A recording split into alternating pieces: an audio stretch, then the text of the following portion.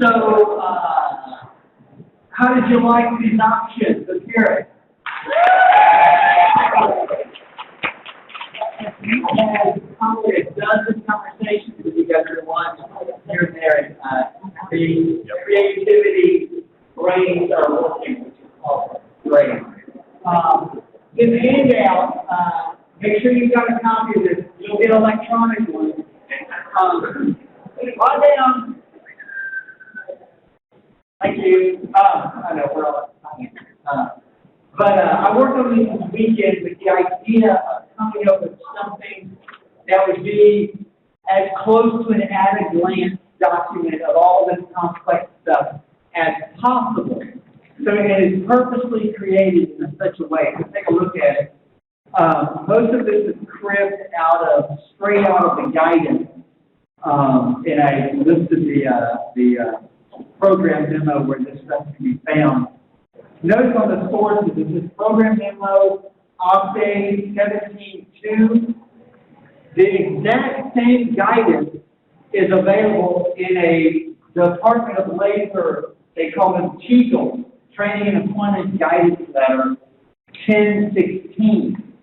So if you're working with your workforce board, they have the exact same guidance, except for one ridiculous thing. The page numbers are not the same.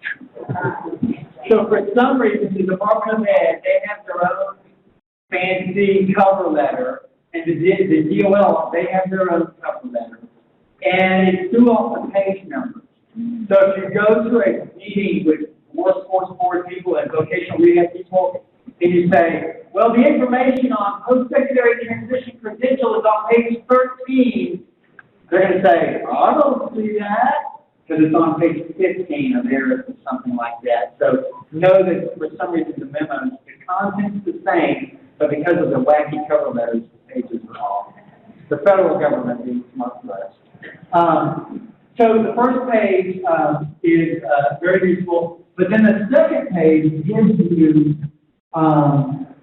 type 1, type 2, and then we skip to type 5, because those are the ones that are relevant to adult ed. And then I punted types 3 and 4, which we can't use yet, to pages, the last 2 pages.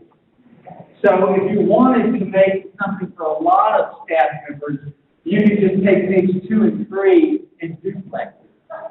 And then you'd have a one-pager that you could do 200 of them or something like that, or whatever.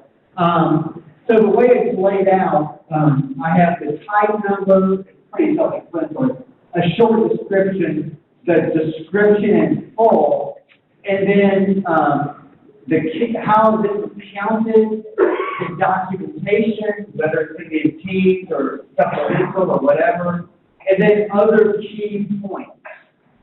So I just took a good guess at the things I thought were relevant. I wouldn't say it's everything, but it's kind of at a glance a lot of stuff, because if you look into that program memo, there's going to be like 5 pages of stuff. Here you got it on back in front of you, to get most of them on one page.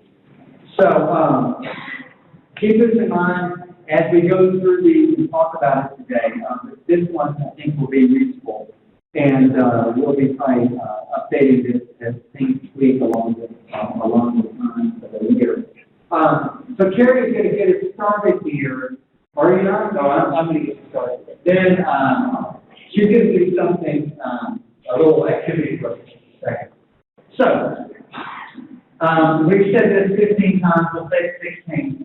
So, back to where we are, the old model. Oh, wait, we're losing stuff here. Did you unplug it from the? No, it's unplugged. Rule number 1 of technology is it's plugged in, right? There we go. So, pre-post testing, all these models go into the funnel, and that's the old days.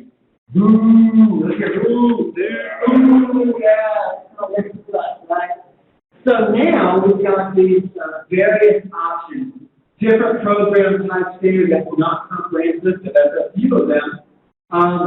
And then all these other ways that we can count visible skills gain. But the question is like, how are we going to line up these things? You know, what is the soft spot there? So this session is going to be us working as a team to look at this, and we come up with some ideas, and then you at your tables talk to each other, and then we brainstorm some other ideas of what you think to kind of build some foundations of how we might tackle this in terms of planning locally. So, here. Okay, so we've got a little text challenge for you here, and let me go ahead and send this out real quick. So, in response to the text that you just received, we want to go ahead and have you think about this particular example. Sorry, y'all. So, you have a program that is focused on providing participants with skills necessary to succeed in post-secondary education. The participants will end their coursework and services with you on April 1st. Which measurable skill gain is most appropriate for this participant, for these participants? So if you think the answer is A, you just text A. If you think it's B, text B, C, or D. So pre-post test, high school equivalency attainment, entry into post-secondary education, or passing knowledge-based exams. This is kind of an initial thought question here. And then we'll discuss. So text your response.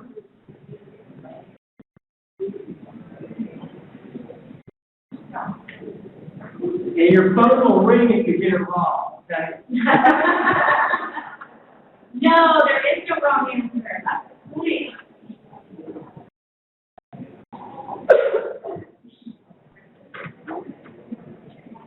We've got some responses coming in.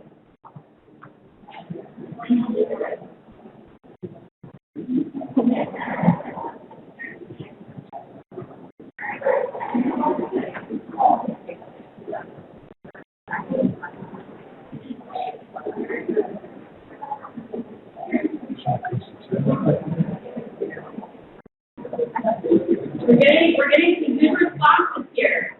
I like it. Okay, so let's take a look at this.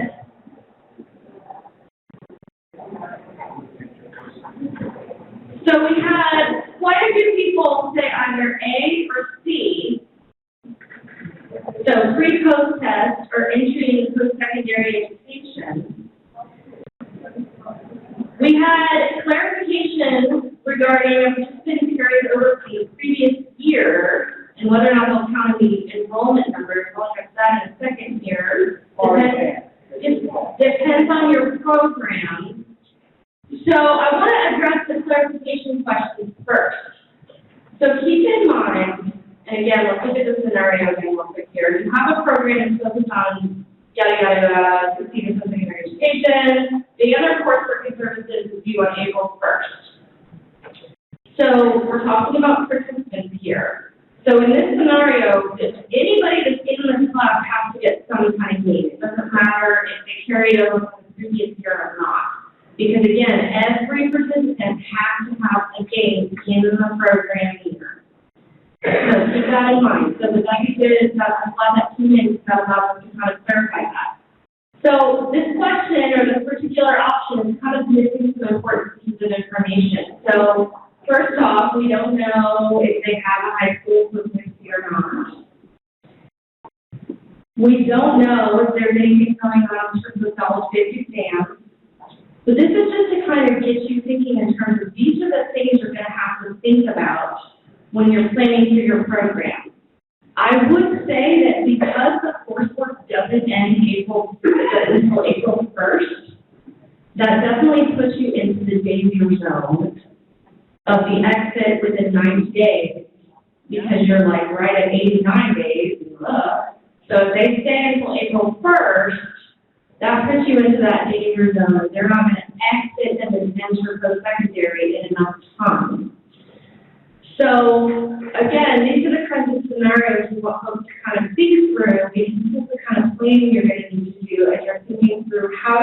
three-dimensional skill games for your participants, what's going to work, what's not going to work, what's going to work for your particular class type, and what planning you need to kind of consider to make sure that this is going to work for you. So let's talk through some more scenarios.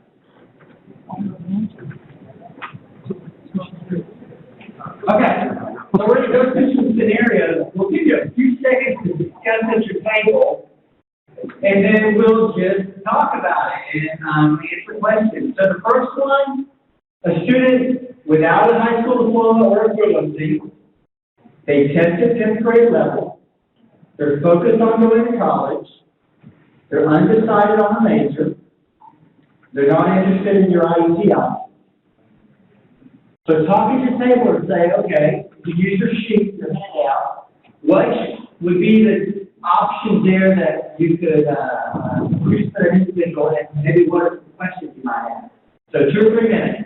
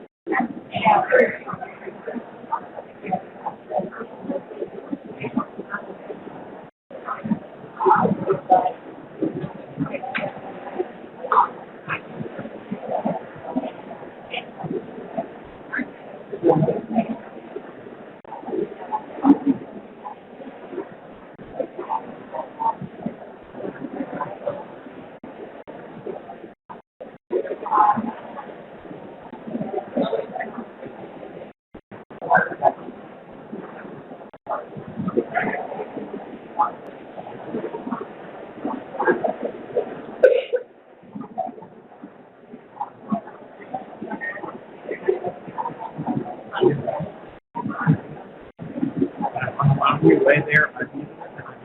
Okay. Y'all ready? Okay. This should be fun. So the Amarillo College predominant table.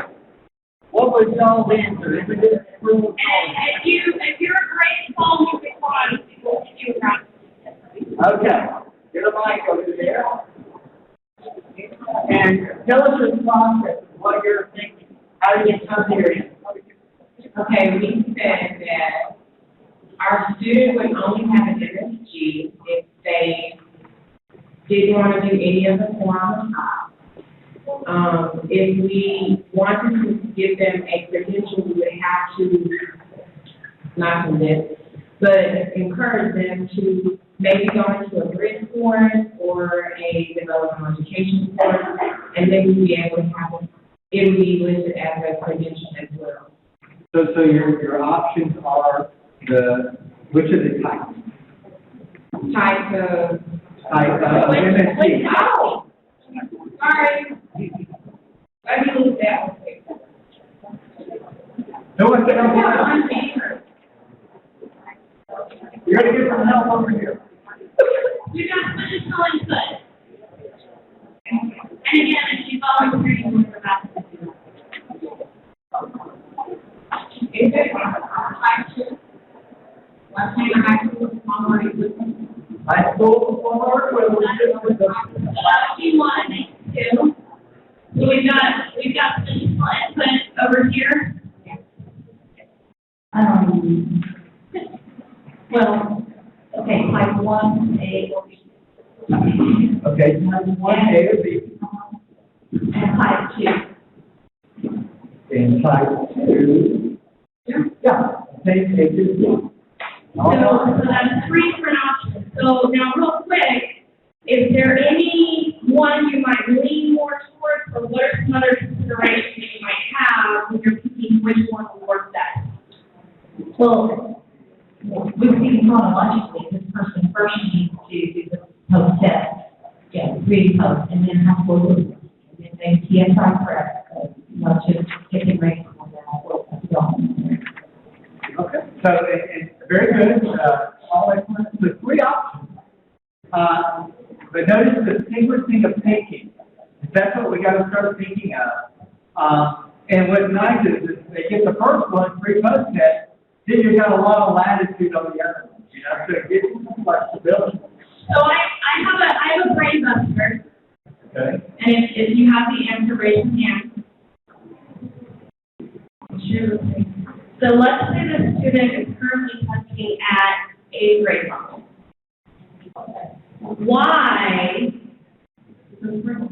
might it be beneficial to do pre-post test first? So their current test, meaning whatever last test they took, so let's say it was, 5 months ago. Why might you want to do a pre-post test first for the students testing at 8th grade? I think we have one first year, as opposed to anything else. Kathy?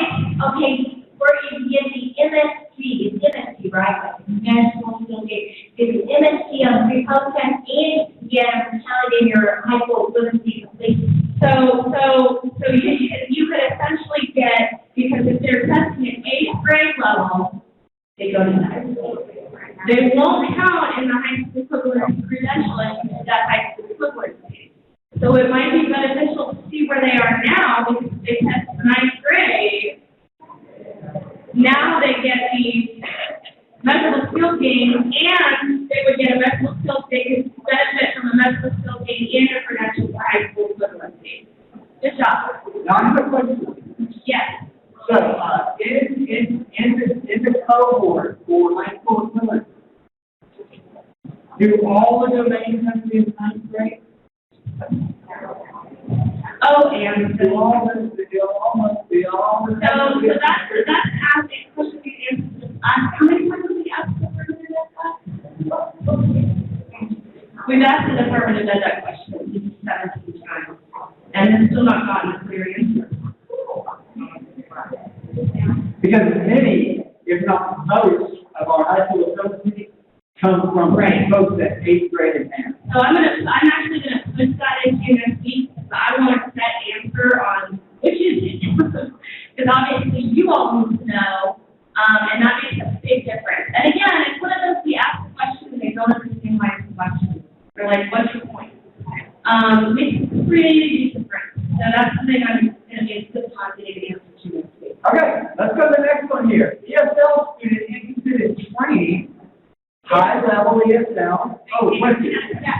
I'm curious to just clarify, because this is part of some conversation before the break, as well as going back to the idea that, the scenario that we just had, that you can post test and then the high equivalency and then the TSI, those are all measurable skill gains that you can count, and then, talking about linear thinking, because when I was looking into this before the break, and it's like, oh, we don't have to worry about post-testing, which to me, I'm like, well, I'm not really going to encourage my instructors to think that way Yeah. in terms of, oh, the rules are going to do that. We do have some cases where we have students come in, and they're just high enough levels that they can hurry up and, get through those GEDs and complete the GED or the high school equivalency. But the concern comes in with that thinking, though, that we're still going to be held accountable for the number of students who have enough hours to post-test but are not tested, correct? Because my fear is that, if you're counting on someone getting their high school equivalency in that program year, and it's not the end of it, and they don't get it, then you have some people who potentially have over 100, 200 contact hours, and they're not. So just a point of clarification, so in terms of like the accountability on the hours, like if you have students with excess hours, there's no punitive action for having a lot of that. We monitor it at the point of, hey, by the way, this is an issue, and we use it as one possible reason if you're not meeting your ESL games currently. We say, hey, this is a problem. What are your practices? What's going on? That's the main reason we monitor that. We have it on our progress reports and things like that, because it's just a way for us to say, like, by the way, and now sometimes there are instances where people are like, oh, I didn't know that, or, oh, well, that's because we only test once a year, and things like that, so it kind of uncovers things. But yes, you're absolutely right. While that still is something for us to continue to look at, it brings up additional points when we do have that conversation with you. You just say, well, here's my plan, essentially, or here's what we're going to do with these students. And it becomes more on us to say, it's less about, oh, these are the students who have a post-test, and it's more these students that don't have a game yet. Make sure you get a game by the end of the year, which is plan, essentially. But good point, excellent point. I think we had a question in the back. A clarification, actually. Page 11 of our handout this morning, you can see several right now, sorry, of the 8th grade students to post-test them instead of a high school equivalency, but on page 11, it states for measurable skill case credit, there is no need for the participant to be 9th grade equivalent. Right, I'm not sure which example you're talking about. You gave us an example right now that if you have a high school equivalent, you gave an example about an 8th grade student. Right. It's So not in that instance, my point was saying, why would you want to post-test that student? One reason you might want to post-test is to get them to that 9th grade level so that they're now in the denominator for your credentials. Because if you don't post-test them and they're not at 9th grade level, they're not in that denominator, so you wouldn't get credit for a credential for that student. You remember, the high school equivalency has a measure in the credential area, and then one in the G area, and they're not identical. So, yeah, one is getting, let's get 2 words with 1 sentence. Awesome. All right, next one, ESL students, independent training.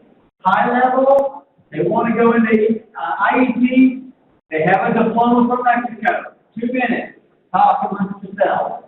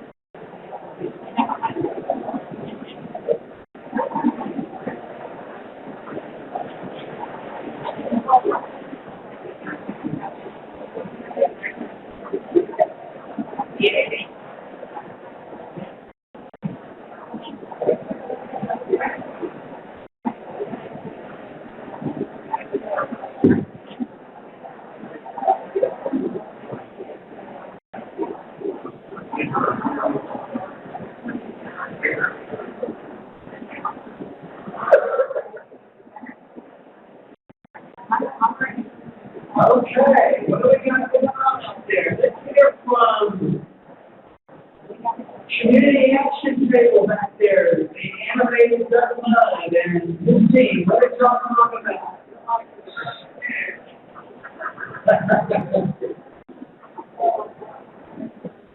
Doug Mudd from Community Action. Doug Mudd from Community Action. Back page. Quiet. Okay, so for high level ESL, now we're talking about the highest level. Oh, that's all the information we have. We post test them if they're not already too high. And we want to post test, yeah, and if you're looking for a IEP with a credential, then we want to send that person to into an IEP. Yeah, right, that's what they want. And then the high school has the high school. That doesn't matter. Right. So which type of MSG are you gonna focus on down there at San Marcos? Well, number five. Five, okay. And possibly 1A, depending on if they can be post-tested. Okay, if they can be post-tested for too high. There's a comment over here, Rob, the post-test is too high. Oh, yeah, you don't forget the cave after that. Okay. Boy, that's a bonus point, was that what you're saying? I'm gonna mention that, yeah. But, And I was going to say that another way to get games is to encourage them to do a Spanish high school curriculum. a Spanish Not high school. that that's a great plan for that person, because they don't need, Yeah, they don't need high school curriculum, it's not high school. but that's potentially not. But that's an option if there's no other, if they're too high to get a game on a post test, then they take class B's also, that's Right. the next option. So this option, that Doug brought up about taking the TABE, that's a new guidance we gave out. What is Dave on the number?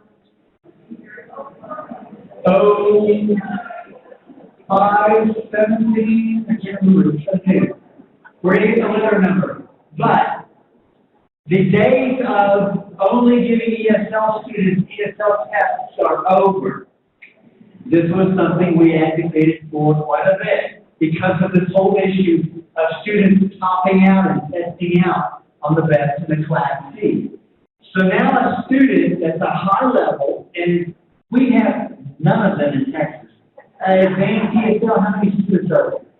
Like Usually it's like 300 a year, easy now. 300 students a year at advanced ESL because they all bump into higher levels. But you can now test them in the TABE at a higher And level. real quick, just precursor, the context of this has to do with certain students in integrated EL living. Obviously, that's never been an issue with the regular adult test program. The issue was what is considered an English language learner in the context of providing integrated EL civics for them being eligible for integrated EL civic services. And the issue that was happening, or that is happening, is that in integrated EL civics, you're going to want to serve, you're typically going to be serving higher level students because you have students that are at a higher enough level to be able to access the training that you're providing them. But the challenge was, we're out of assessments, the ESL assessments just aren't very good at higher levels, and so what do we do? So that's the context here. So when I saw this example, I think, well, then I wrote it actually. I was thinking like, okay, the students in our programs, they're, maybe a level 5 ESL. Give them a TABE pre and a TABE post because you need an English score, an English tested score to know if they're ready to go into the IET. Because that would be my concern as a program director. I'd be like, okay, do they have the math, the reading to do the textbooks in this pharmacy text lab? An ESL test is never going to tell me that. A TABE test would be a better shot. So, a couple of options there. Let's see the next one. Low-level ESL. I got a question. Rita. Sorry. We have kind of had that scenario which is twice already, and we've got somebody who is an advanced ESL student but not, I mean, they can still run a test, but for whatever reason, we're needing to get that paid for. And when you put that in Teams, it comes up with a secondary baseline. If you toggle test on that, does that fall into any of the gain indicators? It should now, but I'll double check it to make sure where I am. Thank you. So reiterate your question one more time, please. So the issue is a situation where essentially their baseline in the ESL test, you're giving them now an English test. You're essentially going to reestablish the baseline, and we're needing to make sure that whatever that new kind of baseline is what is considered a gain on. Am I explaining that well? That's the issue. Right, as a secondary, yeah. Okay. Any other questions? Over here. Bill. Bill, right here. So, am I understanding this correctly? If we have somebody who comes into us and we understand their high level ESL, we know they have a degree in their own country, they're speaking fairly well, are we still needing to best test them in some way so we have that record in the file? And I guess assume that students to try to go on the team. There's a list in the letter that basically says you have to do one of these things, essentially. There are alternatives to giving that test. So there's other options for determining. So there has to be something, you have to do something to establish some kind of formal process to say, yeah, we've determined they're not going to, this is not the best route for them, this is better, other than just like, because we think so. So there has to be, something essentially documented in their files. There's a list of that in the letter, and I'm sorry, I can't recall it off the top of my head, but it's a variety of different things you can use as kind of a property, other than, yeah. If the letter is 0217, AEL letter 0217, we just released it about a month or so ago. And I have a webinar ready to go on that, since I can find an hour to record it, that kind of walks through the processes. But yeah, that's more flexibility for us here. Any other questions on this one here? Yes, over here.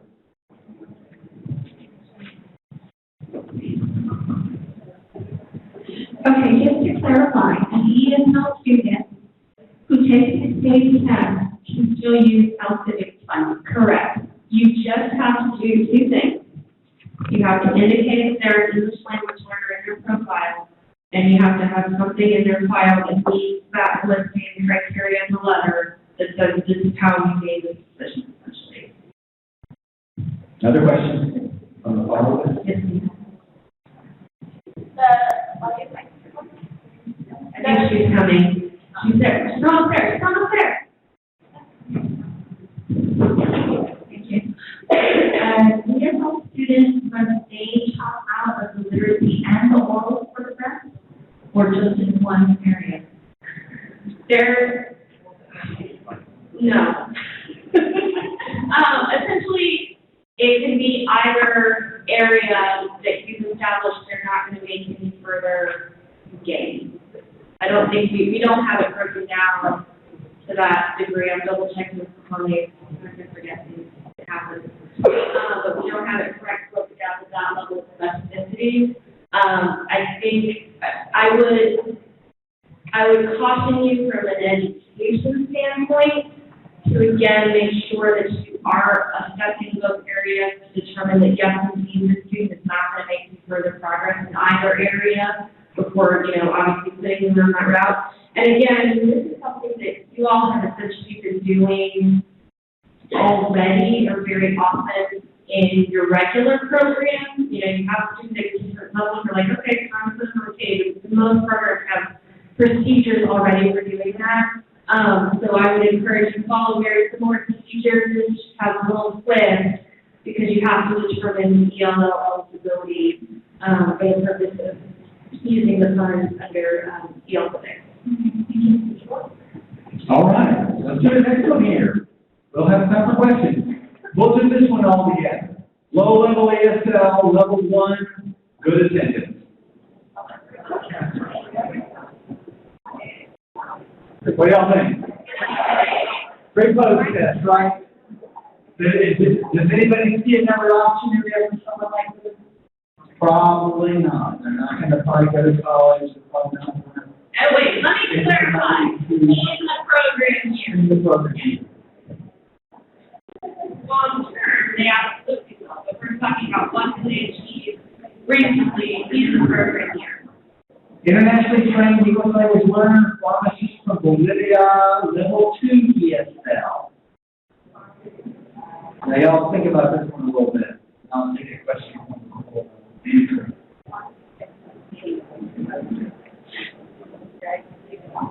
Do they need a high school equivalency? They're a pharmacist, right? Yeah, we gotta agree. Level 2 ESL. Who wants to give me some options or options? Post-test? Anything else? Level 5, if you put it in it would be an interesting idea, very low level IT, but it can be done, yeah. Absolutely. So type 5 for the pre-post testing. And then the last one here, student and IET, construction trade, continuing education program, level 5, student, high school, have high school equivalency. I hear a level 5 out there, anybody else? Probably a solid 5, right? Okay, very good. Any questions on those? This is the kind of stuff, all of those scenarios, I told my team and said, for the next year, we're going to get 100,000 of these questions. I have a student that's this, so, but it's all about options stuff. But you really got to start having those discussions with the people that are doing your assessments and doing your performance. So options. Don't panic. And what? Bring the house down. Sorry, we're gonna let. They're interested.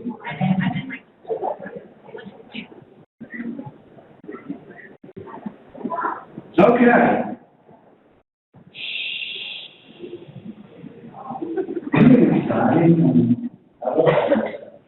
Okay, so now we're going to start thinking about strategies, like if that's what you're doing, you're talking about strategy. You need a strategy that will work for both students. There's always going to be the exception, you know. What's it going to be? Who on your team is going to be responsible for making the decision? How will that be communicated with the staff and the students? Who will be responsible for carrying out the decision and monitoring them? And what is the plan for changing mid-course for certain students? That's the minimum types of questions everybody in this room needs to walk back with and talk about as soon as you can, because it's a lot of discussion. You know, think back to our discussion yesterday about planning and putting, Nicole really walked through her process yesterday when it came to monitoring about weekly meetings. They were really regimented in getting to some structures. In the small program, it's probably easier to do that. The bigger ones, you guys are going to have to really put your heads together, the consortium. How are you going to manage something where you've got multiple big partners? The thing that, and we talked about this at lunch, which shows you how fast these things are moving. But I was talking to Holly and Ann, and I was like, okay, so I'm sitting there with 2,000 students, and they're all, enrollment's fast. They come in, and somehow I need to make a best guess initially about what I think the best MSG for them will be. How will I do that? But then, how would I know where, at a glance, I could see these 2,000 students and where we made the best guess? Sounds like an Excel sheet, right? But so that as you go through the year, you can say, okay, we have 27 students that we think are going to go to college because they're in our transitions program, And our career navigator, those 27 are on your watch. And you need to track how they're going and how they're doing. And start to assign different people to kind of monitor this. Because it's not going to tell you in Teams, it's not going to be flagged in Teams. You might put it in your iTech plan, but no one's going to sort through 2,000 iTech plans in April to figure out how they're doing, right? So this is where you think about the analytical-minded people on your staff, and you say, this is the problem, come back with an idea for me on how we can tackle this and catalog it and monitor it. Because the monitoring of this through the year is going to be something that we really don't have right now. We don't have, and I don't know if we're going to ever have a tool like that. But and it'll be something very germane to your local area too. So think that through. Now, I came up with this stuff on Sunday morning sitting on my couch in terms of just thinking. I got really excited about it. And I thought of this as kind of like, what's the default plan for the student? What's the default plan? It's not the only plan, but it's the default. So consider developing a default plan to assign MSG at placement. So as early in the process, start to put these students into different buckets so you can track them. Think of what is the most likely best bet for the MSG. There'll always be exceptions to the rule. So keep your mind open. There's always going to be that student that with a level 3 coming in, and my God, they got their high school equivalency. So you were going to pre-post test them, now they got their high school equivalency. Different things like that. And then I got real excited and came up with some sample default strategies. This is the kind of stuff that I love. I just love playing with. The last. Wait, let me clarify something for a second. Mrs. Anson does this on the couch on Sunday morning, and then he says, I want to put this in a PowerPoint, make it look right. So, and make it accessible, make it accessible as well. Yes. But it's awesome. Hey. Okay. All right. So what I did here is kind of walk through some thinking. The last thing I want you to do is to say, this is how we have to do it. Because it's Anson on his couch on Sunday. I don't think it's the only way to do it. It's a good guess. It's some thinking. Because what I want you to take from this is, what is ours going to look like? Maybe it'll look completely different. So let's walk through what I did here. I kind of had the buckets of students on the left, and there's 2 slides. There's another one that can have your career pathway models in it. So, general student population, that's 80% of your students, probably more. Then those with the HSC goal, those in transitions or on-ramp class. And then the 2 kind of other columns are the default, where that's where you're going to place the student just by default. And then some other options to track if the default doesn't work out or if the student changes plans.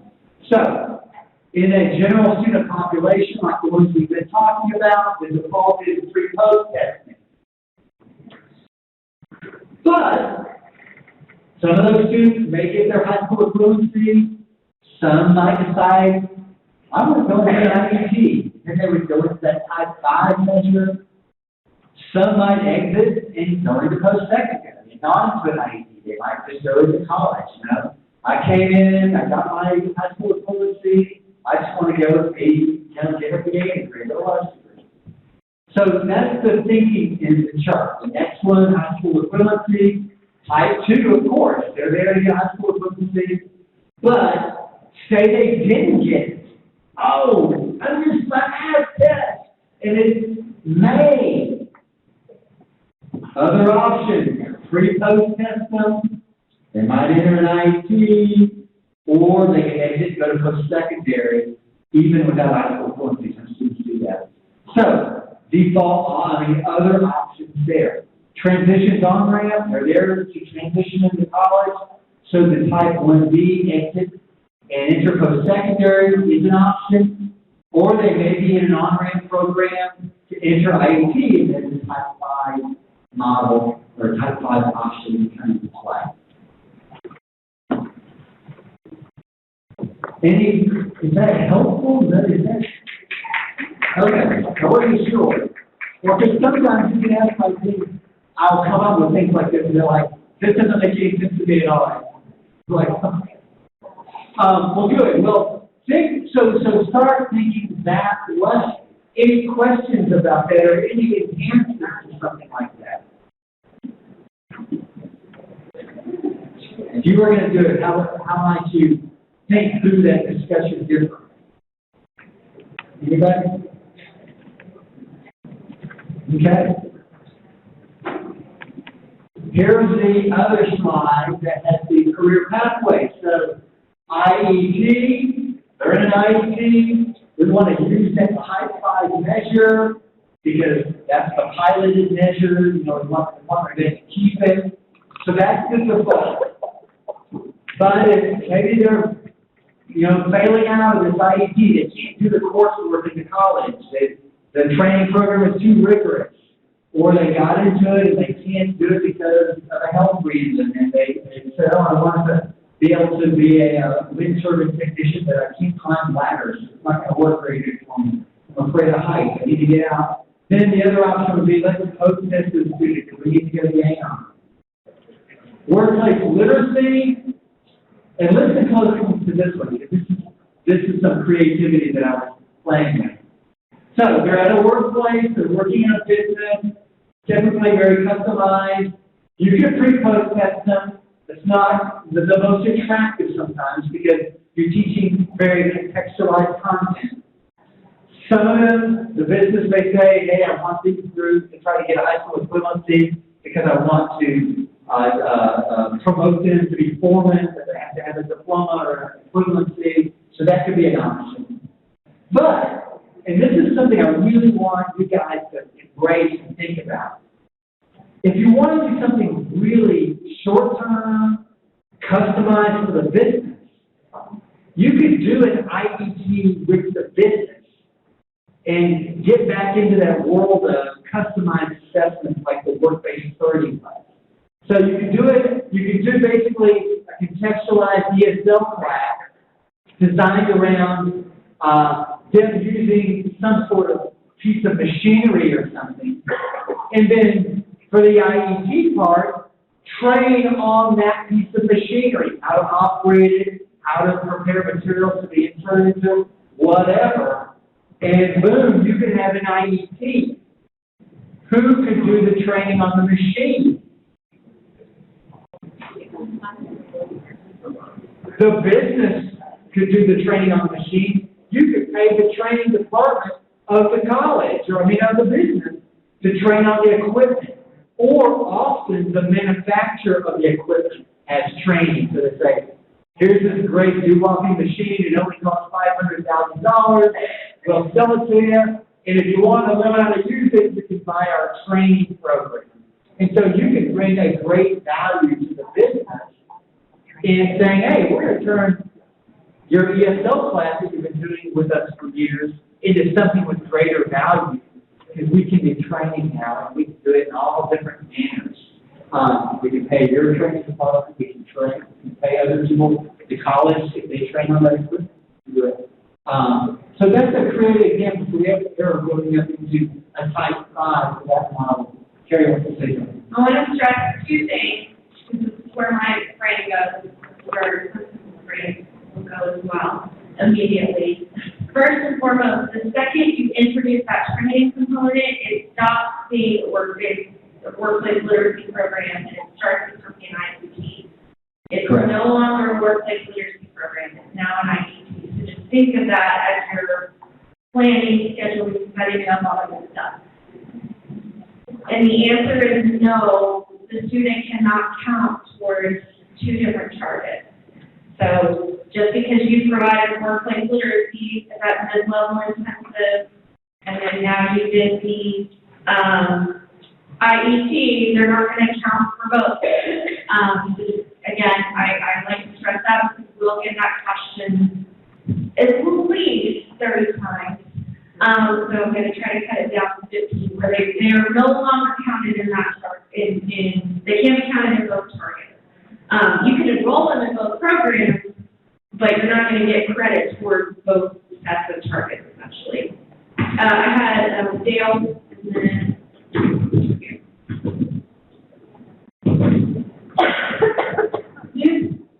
This is really kind of focused only on our program, but hopefully the questions others may need an answer to.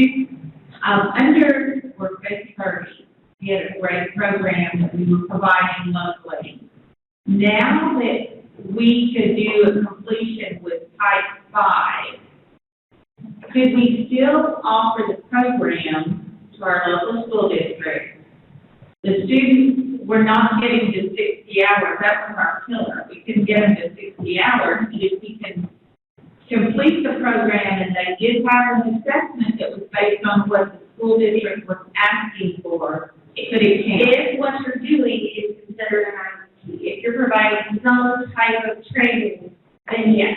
Well, I would say it probably would have fallen under ESL IEP because 95% of the students were ESL.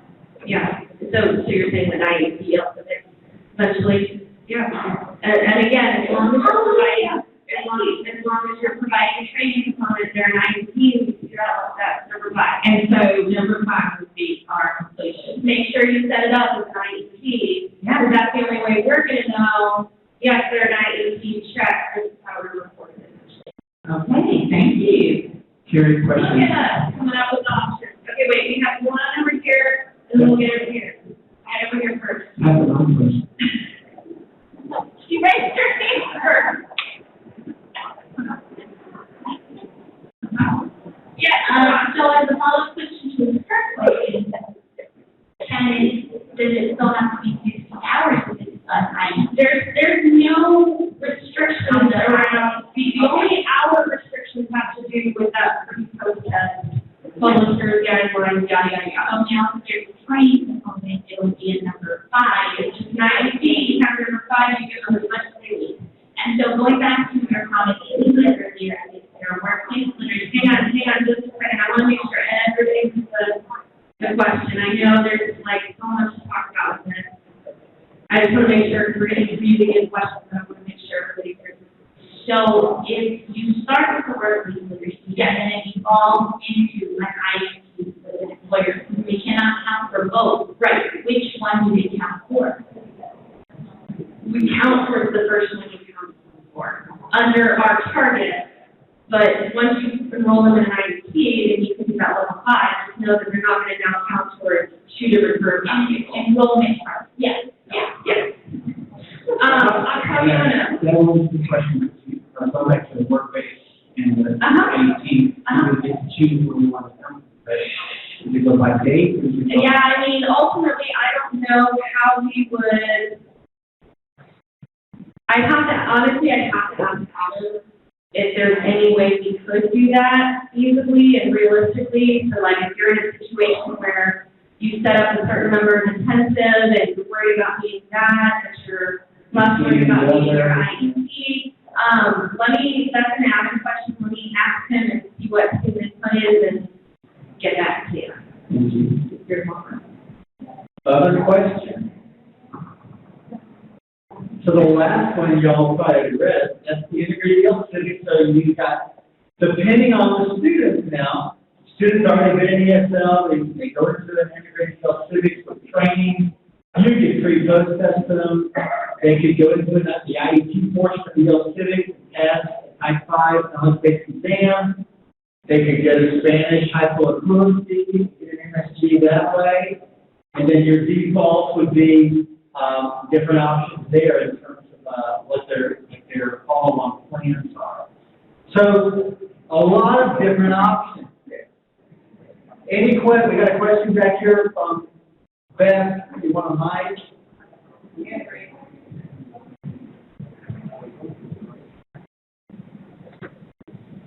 This is from one of our streaming participants. If we provide a supplement to help understand the vocabulary of the workplace without providing the hands-on, we are still within the workplace literacy definition. Correct. Correct. If we combine workplace literacy with an actual training on machinery, then the course becomes IET. Just trying to clarify. Correct, absolutely. And as long as the training that you're providing qualifies as a training under WIOA, absolutely. And we're gonna talk about training in the next segment today, so we'll clarify the granularity on there. And we keep saying, and training, there's also the workforce preparation activities, which are kind of the, employability skills and knowledge, and digital literacy, things like that, that we're in. Josh? Hey, just on a real practical level, what's the very specific function by which we would report the supplementary information? Very specifically. You mean in terms of the game? Yeah. Yeah. The non-repost game. You will literally go to, and I have screenshots that I'm hoping I can share tomorrow morning because they're not real yet, they're mock-ups. But basically, instead, you still have the assessment tab, but you'll now have what's called an educational outcomes tab. You'll click on that, you'll select whichever option it is. The assessment piece will work the way it always has. You won't need to put assessments into that piece. You don't have to double report it or whatever. It'll automatically get pulled into a list that says, yes, they have this type of game, and one of the other types of games. You'll just select it from the drop down. The plan is you'll get a message that says, by the way, if you're counting this game, make sure you have X documentation on file. Click OK, and then boom, it's there. It'll add back after it's in the assessment list. It's a little bit different because it's not, it kind of.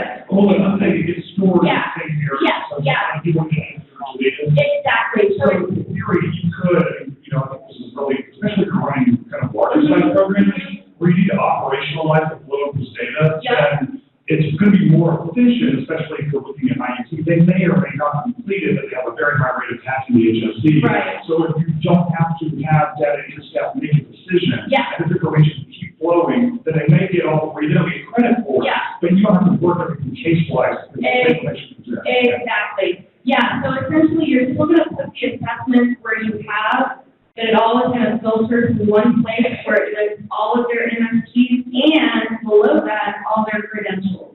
So like if an HSE comes in, well, that's both. So it's gonna say HSE, question mark, because under credentials, there's obviously the follow-up piece that they've now got to either be in post-secondary education or employment. That question mark or flag or whatever that looks like is still a little squishy. But it is going to be listed in both locations. And an excellent point.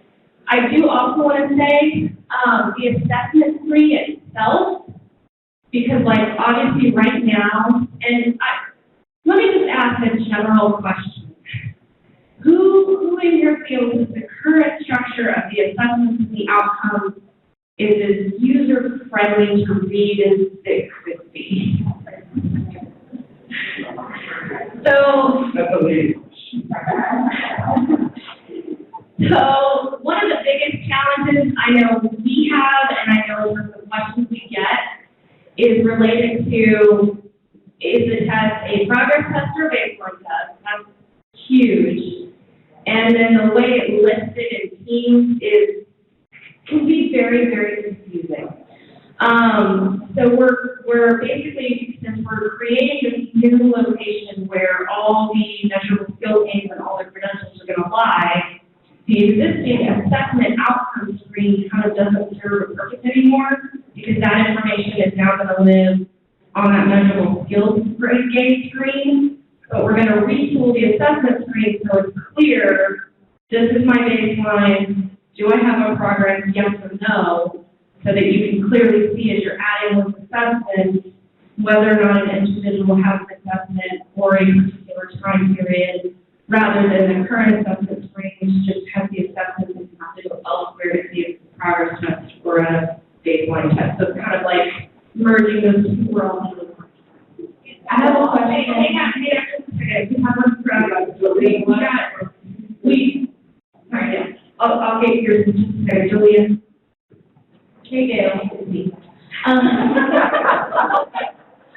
Just keeping with the example of the workplace logistics where the employer is training on a specific piece of machinery. In order for the type 5 to be a viable national skill game, would they have tests, they would have to have an exam, nationally recognized You've got it. piece of machinery?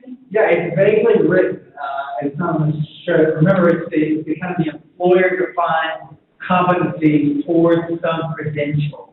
So yeah, it couldn't just be like, okay, they can turn the switch on and it works. It's got to be something where there's an objective exam or test or something related to licensure or related to using a piece of equipment or getting a certification, something like that. So that's where we got to help you guys by defining that. And we have that. The other thing I want to stress related to that, and this is a piece where, again, I think we're going to need to be very clear with some clear examples, is in that particular scenario, while like an ESL student who maybe passes the OSHA exam, that might be, them passing an exam on an MSG. OSHA's not a credential, it doesn't count as a credential. So in terms of like something being an MSG standard credential, there are those little fine points that it's important to know about to make sure that you're getting the most for your students and getting as much as they can possibly get, and then also getting the most for your program as well. I'm going to go ahead and illuminate that one a little bit. So I know with this year, a lot of folks have been doing things like this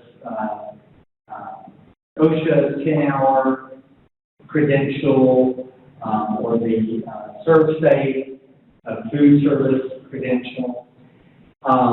There was some interesting guidance that was put out for WIOA related to credential, meaning the credential rate, not the MSG, that said basically tests for safety or hygiene, OSHA, food service testing, don't count the credential because they are necessary towards employment with other skills. And we say that in our own letter, 0216 on IEP, we have that articulated. But that's for the credential measure. For MSG, because those are smaller subtests towards something bigger, you're going to take your, say the example we used earlier for an HVAC level 2 certificate, you're going to do an OSHA 10 trial. You're going to do an EPA certification. Those could be MSG towards that level 1 certification. So that's stuff that we've got to help develop guidance on. It's vaguely written right now from the Fed, and that'll probably never get more granulated, which is good. It gives us the option. But I imagine those will be a lot of questions you guys will be giving to us. That will help us build our guidance also. Hello. She's patiently waiting. Is dogs going away? Oh, so maybe it's going to get help with dogs. Are you leaving dogs? I don't know. It'll still indicate the domain certificate because that's still the level that we still have to report things across the 6 levels for English speaking, 6 PSL levels in the NRS.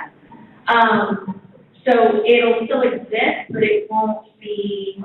That's not what you can get a game even if it's not the DOS. It'll still indicate. Let's do one more, and then we'll do a raffle and take a break. That works. Any more?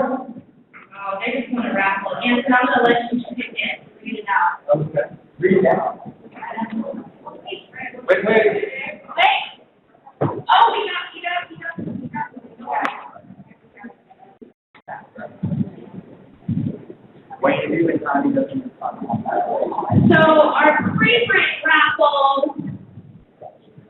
is going to be, some fun flags. But I do have to say, our raffle this afternoon and tomorrow morning will start to get a little more exciting. All right, get your numbers now. 201060. 201060. How much has somebody that left? Probably. Oh, man. All right, let's try the next one. 201107. 201107. 201107.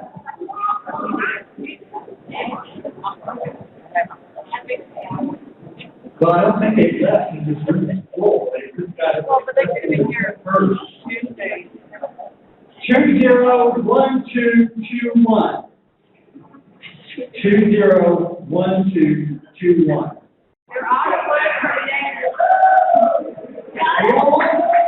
Come on. All right. Get these up, there's a break. We're gonna break, And everyone can please be back in here at 6:30. All right. Thank you, guys.